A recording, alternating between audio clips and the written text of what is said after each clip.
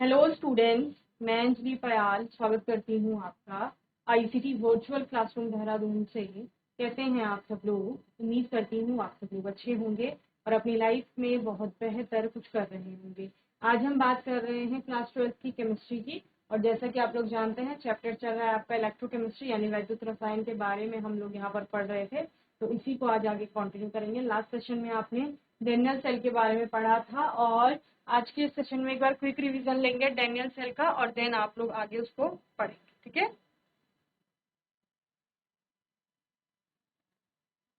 चलिए। तो वैद्युत रसायन से शुरू किया था हमने, फिर हमने इलेक्ट्रोकेमिकल सेल की बात की थी जिसका एक एग्जाम्पल डेनियल सेल है। उसको आपने देखा था, आपने क्या बोला था कि यहाँ पर दो इलेक्ट्रोड हैं और इलेक्ट्रोड यहाँ पर बनाई कैसे गई है कि हमने छड़ ली है धातु की कोई और उसी धातु के विलयन में उसको डुबो करके रखा है। तो डेनियल सेल में आपने जिंक की बात की और जिंक को जिंक के ही विलयन में यानी ZnSO4 में डुबो कर रखा है, वहीं कॉपर को कॉपर के ही एक विलयन में CuSO4 में डुबो करके रखा हुआ है। तो इस प्रकार से, और फिर हमने बाह्य परिपथ से इसको जोड़ दिया है और आंतरिक परिपथ को सॉल्ट ब्रिज के द्वारा हमने जोड़ दिया है। तो पूरा ये आपका एक डेनियल सेल बनता हुआ आपको दिख रहा है, जहां पर हमने क्या बोला, जिंक चूंकि आपकी अधिक अभिक्रियाशील होती है कॉपर की तुलना में, तो ये ऑक्सीकरण करेगी। ऑक्सीकरण यहाँ पर होगा यानी इलेक्ट्रॉनों का दान करेगी। जिन इलेक्ट्रॉनों को ये दान करती है उनको ग्रहण किसके द्वारा किया जाता है? कॉपर के द्वारा किया जाता है। और कॉपर चूंकि इलेक्ट्रॉनों को ग्रहण कर रही है तो वहां पर क्या यानी कि क्या हो रहा होगा? रिडक्शन हो रहा होगा, यानी कि अपचयन वहां पर हो रहा है। ठीक है ना? तो इस प्रकार से लेफ्ट हैंड साइड में जो एनोड है आपका उस पर ऑक्सीडेशन चल रहा है, राइट हैंड साइड पे जो कैथोड है आपकी उस पर क्या चल रहा है? यहाँ पर अपचयन यानी कि रिडक्शन चल रहा है। ठीक है ना? यहाँ पर ऑक्सीकरण हो रहा है एनोड पर और वहां पर क्या हो रहा है? अपचयन हो रहा है। तो ये आपको ध्यान में रखना है। इसके अतिरिक्त आपने बोला जिंक यहाँ पर क्या करेगा? इलेक्ट्रॉनों का दान करेगा। नेगेटिव चार्ज है, वो नेगेटिव चार्ज किसके द्वारा? इस पॉजिटिव चार्ज के द्वारा क्या किए जाएंगे? अट्रैक्ट किए जाएंगे। तो यानी कि वो इलेक्ट्रॉन यहाँ से ट्रेवल करके यहाँ आएंगे आपके, और इस प्रकार से यहाँ कॉपर सल्फेट से आपका Cu पॉजिटिव इस पर आता रहेगा और उसको दो इलेक्ट्रॉन यहाँ से मिलते रहेंगे। तो वो कैसा होता रहेगा? वहां पर Cu बनता रहेगा और डिपॉजिट होता रहेगा। और यहाँ से क्योंकि Zn2+ आपका सोल्यूशन में जा रहा है तो धीरे धीरे ये समाप्त होने लगेगा। लास्ट में आपका सॉल्ट ब्रिज काम करेगा। ठीक है, तो इस तरह से आपने इस पर के बारे में पढ़ा था। ओके, यहाँ पर ऑक्सीकरण में आपका एक अभिक्रिया चलती है। जब ऑक्सीडेशन होता है तो उसको आपने ऑक्सीकरण अर्ध अभिक्रिया बोला जो एनोड पर चल रही है। दूसरी आपकी अपचयन अर्ध अभिक्रिया है जो कहाँ चल रही है? कैथोड पर चल रही है। और उसके लिए हमने सेल अभिक्रिया लिखी थी और सेल अभिक्रिया से फिर हमने सेल नोटेशन का यहाँ पर निरूपण किया कि किस प्रकार से सेल नोटेशन लिखा जाता है। तो सेल नोटेशन दिया जाएगा, उससे सेल अभिक्रिया बनाने के लिए आपको आती है, तो ये आप लोग सीख गए होंगे। ठीक है ना? कैथोड और एनोड के बीच में हमने डिफरेंस देखा था। देन हमने बोला था प्रिंसिपल क्या है गैल्वेनिक सेल का या वोल्टिक सेल का आपका, या हम क्योंकि डेनियल सेल हम इसी के अंतर्गत पढ़ रहे हैं। पार्ट्स ऑफ गैल्वेनिक सेल क्या क्या है? एनोड, वो वाली इलेक्ट्रोड, ये वाली इलेक्ट्रोड है ना एनोड, जिस पर क्या हो रहा है? आपका ऑक्सीडेशन हो रहा है। ओके, और कैथोड क्या है? राइट हैंड साइड वाली इलेक्ट्रोड है जिस पर क्या हो रहा है? रिडक्शन हो रहा है। तो इस पर ऑक्सीडेशन, इस पर रिडक्शन। सॉल्ट ब्रिज क्या है? Contains electrolytes which are required to complete the circuit in galvanic cell. Galvanic cell में सॉल्ट ब्रिज का काम क्या है? उस परिपथ को पूर्ण करना है और वहां पर आवेश के प्रवाह को ये करती है। देन आपने क्या बोला? हाफ सेल्स क्या है? यहाँ पर reduction and oxidation reaction are separated into compartment. एक तो पूरी सेल अभिक्रिया चल रही है जहां पर आप कह रहे इलेक्ट्रॉन दान किए जा रहे हैं, ग्रहण किए जा रहे हैं, ये तो पूरी अभिक्रिया है। लेकिन जब उस सेल अभिक्रिया को आप अलग अलग कंपार्टमेंट्स में सेपरेट करके देखते हैं तो तब आपको क्या मिलती है? हाफ सेल्स यानी कि अर्ध सेल अभिक्रियाएं मिलती है। ठीक है ना? एक्सटर्नल सर्किट क्या है? Conduct the flow of electrons between electrons. External circuit का काम क्या है आपका? इस इलेक्ट्रोड से इस इलेक्ट्रॉन में जो इलेक्ट्रॉनों का आवेश का फ्लो हो रहा है उसको कंडक्ट कराना। ठीक है ना? लोड क्या है? Part of the circuit utilize the electron to flow to perform its function. Okay, then हमने क्या बोला? कैथोड पर यहाँ पर कौन सी अभिक्रिया हो रही है? जहां पर कॉपर 2+ दो इलेक्ट्रॉनों को ग्रहण कर रहा है और Cu बना रहा है। और एनोड पर क्या हो रहा है? एनोड पर आपका जिंक जो है वो दो इलेक्ट्रॉनों का दान करके Zn2+ बना रहा है। ओके, तो यहां तक आप लोगों ने समझ लिया था, इनको नोट कर लेंगे जरा इन पॉइंट्स को, देन हम आगे कंटिन्यू करते हैं। आज के सेशन में हमने विभव पर बात करनी है। इलेक्ट्रॉन विभव क्या होती है, मानक इलेक्ट्रॉन विभव क्या होती है। ओके,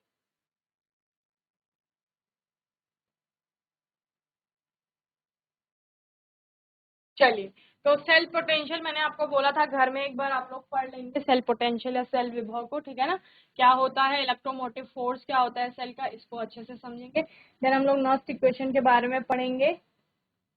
सबसे पहले सेल विभव पे आता है, ठीक है। आपने क्या बोला, हमारे पास दो चीजें, एक है हमारे पास एनोड, एक है हमारे पास कैथोड, ठीक है ना। क्या है, एनोड है और दूसरी हमारे पास क्या है, कैथोड।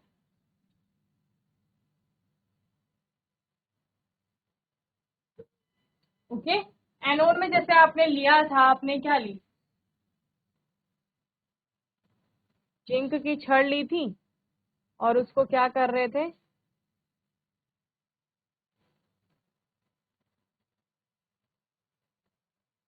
जिंक के ही विलयन में डुबो कर रख रहे हैं, ठीक है। ये जिंक की छड़ है, ये आपने ZnSO4 का विलयन लिया है। इस प्रकार से आप क्या बना रहे थे, इलेक्ट्रोड बना रहे थे। सेम आपने कैथोड में भी बनाया। कैथोड में आपने क्या किया, कैथोड में भी आपने एक छड़ ली जो कि कॉपर की ली, डैनियल सेल की बात कर रहे हैं, और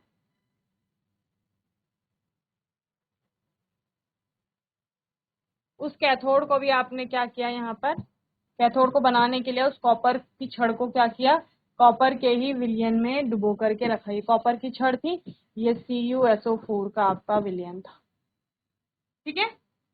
आपने क्या बोला था, जब आप पूरा सेल बना रहे थे तो आपने इन दोनों को जोड़ दिया था, फिर इसको लवण सेतु से अंदर से जोड़ दिया था।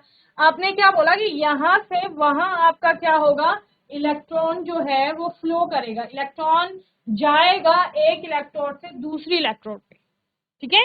यानी एनोड से कैथोड पर आपका इलेक्ट्रॉन जा रहा था। तो इलेक्ट्रॉन के जाने के लिए क्या होना चाहिए, यहाँ पर दोनों का कुछ ना कुछ सेल है, अगर एक सेल है पूरा डैनियल सेल, तो उसके दोनों इलेक्ट्रोडों पर कुछ ना कुछ विभव होगा, है ना। और अगर आवेश फ्लो कर रहा है, यानी कि चार्ज बह रहा है, एक स्थान से दूसरे स्थान पर जा रहा है, तो यानी कि जिस स्थान से वो जा रहा है और जिस स्थान पर पहुंच रहा है, उन दोनों स्थानों के विभव में कुछ ना कुछ अंतर होगा। क्या कहा मैंने, यानी कि एनोड का विभव जो है और कैथोड का विभव जो है वो दोनों समान नहीं है, उन दोनों में विभवों का अंतर होगा, और विभव के अंतर को ही आप क्या कहते हैं, विभवांतर कहते हैं।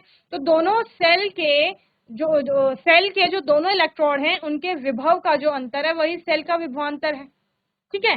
अब आपने बोला कि चार्ज को यहां से यहां फ्लो कराना है, एनोड पर क्या हो रहा था, आपका ऑक्सीडेशन हो रहा था, ठीक है, ऑक्सीकरण हो रहा है आपका यहाँ पर। और ऑक्सीकरण का मतलब आपने क्या बोला था बच्चे, कि यहाँ से इलेक्ट्रॉन का दान हो रहा है, लॉस ऑफ इलेक्ट्रॉन आप जिसे बोल रहे हो, ठीक है। और यहाँ पर कैथोड पर क्या चल रहा है, रिडक्शन, यानी कि अपचयन चल रहा है। और रिडक्शन का मतलब क्या होता है, इलेक्ट्रॉन का ग्रहण करना, ठीक है। इलेक्ट्रॉन को ग्रहण करना रिडक्शन है, और इलेक्ट्रॉनों का दान करना आपका क्या है, ऑक्सीडेशन। ये सिंपल सी बात थी। तो यहां पर जो विभव होगा इस इलेक्ट्रोड पर, एनोड का जो विभव होगा उसको आप ऑक्सीडेशन पोटेंशियल बोल सकते हैं, या ऑक्सीकरण विभव बोल सकते हैं। क्या बोल सकते हैं बच्चे, ऑक्सीकरण विभव, ठीक है। और ऑक्सीकरण विभव आपका क्या है, यहाँ पर इलेक्ट्रॉनों का दान करने का जो उसका नेचर है वही उसका ऑक्सीकरण विभव होगा। और इधर क्या आ जाएगा, इधर अपचयन विभव आ जाएगा। अपचयन विभव क्या होगा, इलेक्ट्रॉनों को ग्रहण करने की का जो उसका नेचर है उसको अपचयन विभव बोलेंगे। बोलो, समझ आया, ठीक है। अब विभव के लिए हम ई आपका यूज करते हैं, विभव को हम किससे डिनोट करते हैं, विभव को हम ई से प्रदर्शित करते हैं, ठीक है। अब दोनों के लिए आप ई लगाएंगे, लेकिन हमें दोनों को एक दूसरे से अलग दिखाना है। तो यहाँ पर आप सपोज ऑक्सीकरण विभव के लिए ई ऑक्स यानी कि इलेक्ट्रोड ऑक्सीडेशन, और ई रेड यानी कि आपका रिडक्शन, इलेक्ट्रोड रिडक्शन, यानी कि जिस इलेक्ट्रोड पर ऑक्सीडेशन हो रहा है ये उसका क्या है, आपका इलेक्ट्रोड विभव है और जिस पर अपचयन हो रहा है वो उसका क्या है, विभव है। ओके, तो इस तरह से आपने लिख लिया है। देन आपने क्या बोला, ऑक्सीडेशन में हो क्या रहा था आपका, जिंक जो था वो 2 इलेक्ट्रॉनों का दान करके Zn2+ बना रहा था और ये 2 इलेक्ट्रॉनों का उसने दान कर दिया, ठीक है। जबकि इसमें क्या हो रहा था, कैथोड में आपका Cu2 पॉजिटिव जो था वो इन दो इलेक्ट्रॉनों को ग्रहण करके Cu बना रहा था, ठीक है। तो Zn से क्या बन रहा है, Zn2 पॉजिटिव बन रहा है यहाँ पर। तो आप इसको और किस तरह से लिख सकते हैं,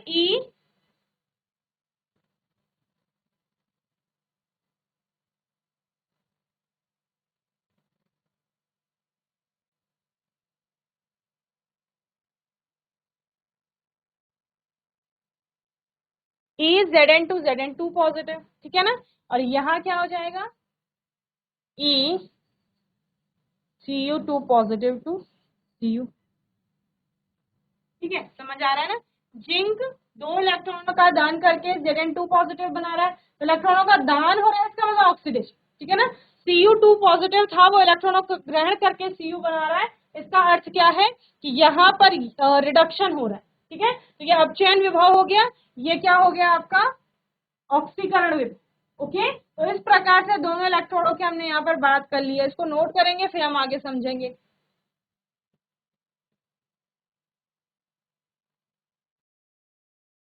चलिए, सिंपल सी बात थी कि आपके इलेक्ट्रोड क्या हो गए थे, उस विलयन के सापेक्ष कैसे हो गए थे, या तो ऋणावेशित हो गए थे या धनावेशित हो गए थे, जब आपका साम्यावस्था आ गई थी, ठीक है ना। उस केस में आपने क्या बोला, क्योंकि विलयन के सापेक्ष दोनों जो इलेक्ट्रोड हैं वो या तो धनावेशित हैं या ऋणावेशित हैं, तो वहां पर फिर विभवांतर उत्पन्न हो रहा था आपका, ठीक है ना। तो वही विभवांतर के कारण आपने दोनों का विभव अलग अलग लिखा, एक का ऑक्सीकरण विभव बोला, दोनों दूसरे का अपचयन विभव बोला। एक को आप ई ऑक्स से दिखा रहे हो, एक को ई रेड से दिखा रहे हो, और दूसरा ई Zn2 और ई Cu2+2 इस प्रकार से प्रदर्शित कर रहे हैं। अभी यही विभव को जब हम मानक परिस्थितियों में देखते हैं, ठीक है, हमने क्या बोला, मानक परिस्थितियों पर,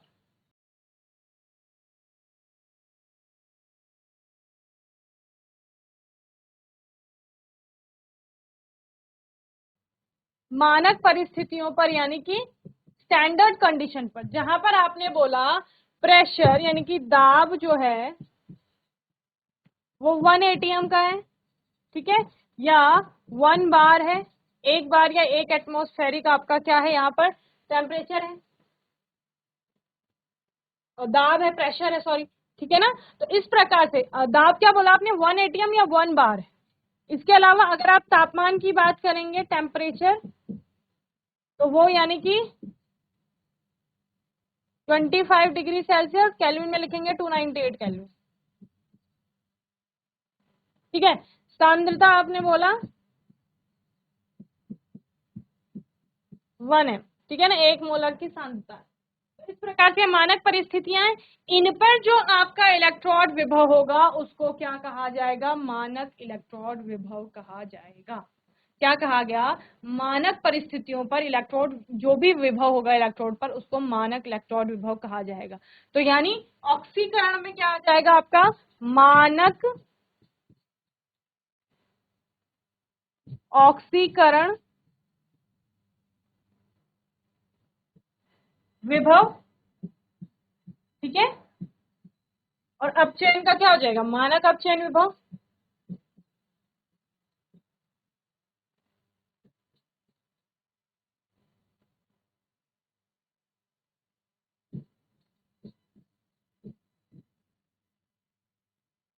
अब इसको आप किससे दिखा रहे थे, ई नॉट ऑक्सीडेशन, ठीक है, और इसको आप दिखा रहे थे ई नॉट रिडक्शन,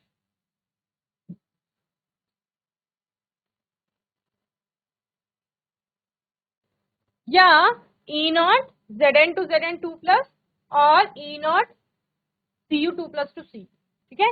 क्या कहा मैंने, ई not Zn2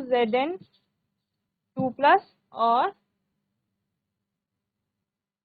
E not Cu2+2Cu, ठीक है। इसके अलावा ध्यान दो, ये क्या थी कैथोड, तो क्या आ जाएगा ई, ये क्या थी एनोड, तो ये क्या आ जाएगा ई एनोड, ठीक है। और इसको क्या कहा जाएगा, कैथोड है तो ई कैथोड,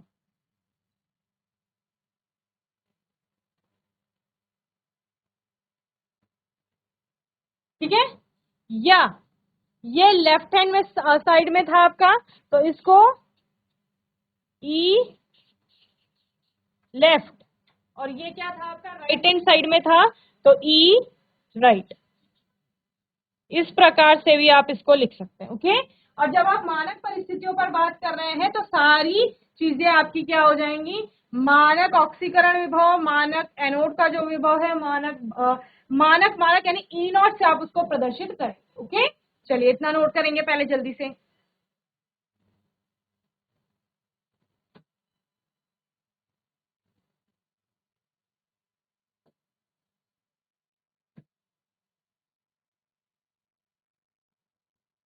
तो ये ई नॉट हो गया, then E not anode,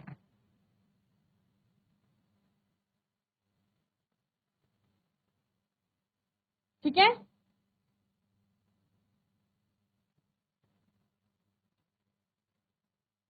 E naught cathode,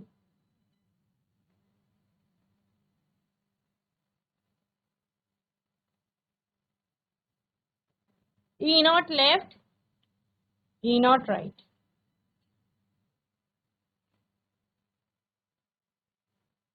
अभी ध्यान देना है आपको कि कहाँ पर आपको चेंज करना है। अभी तो नॉर्मल आपको बताया जा रहा है कि इसका अर्थ होगा, ठीक है। ये ऑक्सीकरण विभव था जिसको आपने मानक ऑक्सीकरण विभव मान लिया है, वो मानक अपचयन विभव था। अभी हम सेल विभव की बात करेंगे, मानक सेल विभव क्या होगा उसकी बात करेंगे, ओके।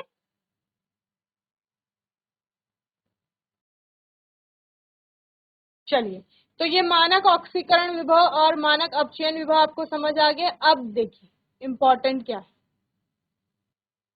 यहाँ पर बात कर रहे थे हम, ठीक है ना। ये क्या है, ये आपका ऑक्सीडेशन जहां पर चल रहा था, ठीक है ना।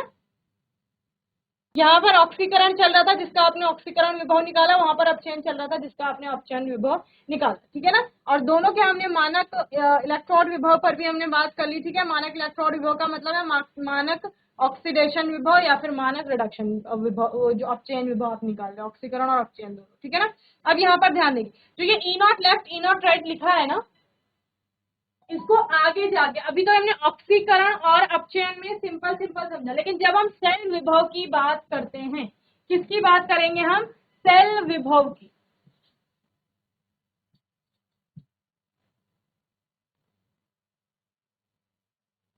सेल पोटेंशियल की बात करेंगे, तो सेल पोटेंशियल बेसिकली क्या है, दोनों जो इलेक्ट्रोड है, ठीक है, एक पर ऑक्सीडेशन चल रहा है एक पर रिडक्शन चल रहा है, तो उन दोनों इलेक्ट्रोडों के विभवों का जो अंतर है, और वो विभवों का अंतर कैसे, अपचयन विभव का अंतर, दोनों साइड, एक साइड तो आपने बोला ऑक्सीडेशन चल रहा है, लेकिन वहां पर भी ठीक उसके विपरीत क्या होगा, अपचयन होगा, है ना। सेम इलेक्ट्रोड पर जिंक से अगर Zn2+ बन रहा है, यानी जिंक 2 इलेक्ट्रॉनों का दान कर रहा है, तो वो ऑक्सीडेशन है। रिडक्शन कब होगा, जब जिंक 2+ 2 इलेक्ट्रॉनों का दान करेगा, ठीक है। तो यानी सेम इलेक्ट्रोड पर आप ऑक्सीडेशन से रिडक्शन शो करेंगे, तो यानी कि इलेक्ट्रोडों के अपचयन विभवों का जो अंतर आएगा, तो सेल विभव क्या कहा मैंने, इलेक्ट्रोडों का जो अंतर है, इलेक्ट्रोडों के इलेक्ट्रोड विभव का जो अंतर है, ठीक है ना।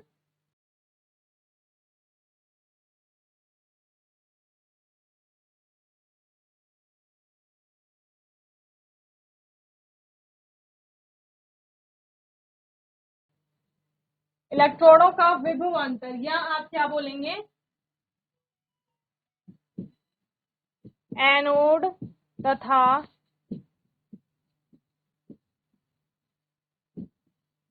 कैथोड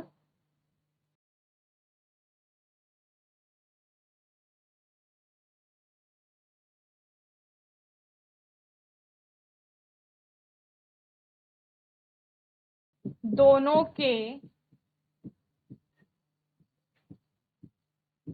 अपचयन विभव का अंतर, ठीक है। यही क्या है, सेल विभव। और मानक इलेक्ट्रोड विभव का जो अंतर आप देखेंगे उसको मानक सेल विभव कहा जाएगा, समझ रहे हैं? यानी कि वहां पर आप लेंगे मानक अपचयन विभव। तो इसको आप दिखाएंगे ई सेल से, किससे निरूपित करेंगे? ई सेल से। और E cell is equal to होता है E cathode minus E anode. E है, ई कैथोड, कैथोड है आपके राइट हैंड साइड में, तो आप लिख सकते हैं ई राइट माइनस ई लेफ्ट। ठीक है? और राइट में आपका क्या हो रहा था? रिडक्शन ही हो रहा था, आपको पता है राइट में क्या हो रहा था? रिडक्शन हो रहा था, यहाँ रिडक्शन हो रहा था, जहां क्या हो रहा था? Cu2 पॉजिटिव 2 इलेक्ट्रॉन ग्रहण करके Cu बना रहा था। ठीक है?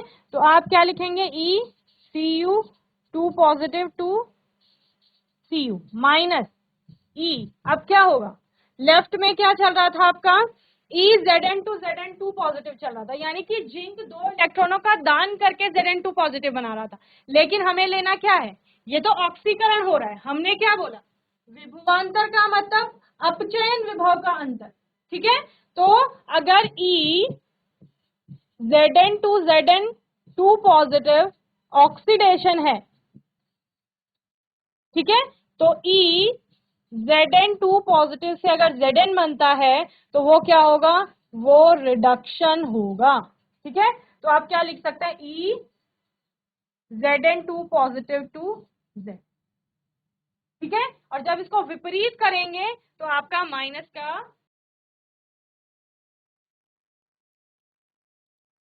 और इसी सेल विभव को मानक परिस्थितियों पे निकालेंगे तो वो क्या हो जाएगा? आपका मानक सेल विभव हो जाएगा, जिसको आप ई नॉट सेल कहते हैं।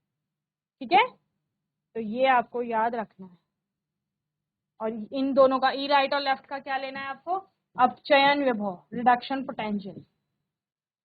दोनों का ही अपचयन विभव निकालना, यानी ऑक्सीकरण विभव दिया होगा तो उसको माइनस में। ओके, चल। So cell potential is the difference between the electrode potential of two half cells. If no current is pulled from the cell, it is known as electromotive force.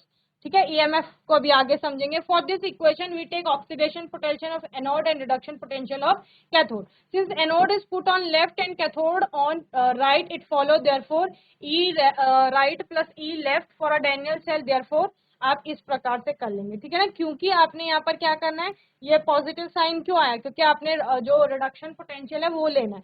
ये तो आपका ऑक्सीडेशन पोटेंशियल है तो minus में आएगा, जब reduction potential लेंगे तो एक और माइनस आ जाएगा, तो माइनस माइनस आपका क्या हो जाएगा? प्लस हो जाएगा। ओके, चलिए। तो मैं उम्मीद करती हूँ आज का सेशन आप सभी को अच्छे से समझ में आया होगा। आज के सेशन में हमने सेल विभव पर बात की। ठीक है ना? आने वाले सेशन में हम मानक सेल विभव पर बात करेंगे, साथ ही नर्स्ट इक्वेशन देखेंगे। यहाँ तक चैप्टर को अच्छे से रिवाइज कर लेंगे। बाकी आपका कोई डाउट होगा, कोई क्वेश्चन होगा तो आने वाले सेशन में आप लोग पूछ लेंगे। और तब तक के लिए ICT वर्चुअल क्लासरूम से जुड़ने के लिए धन्यवाद।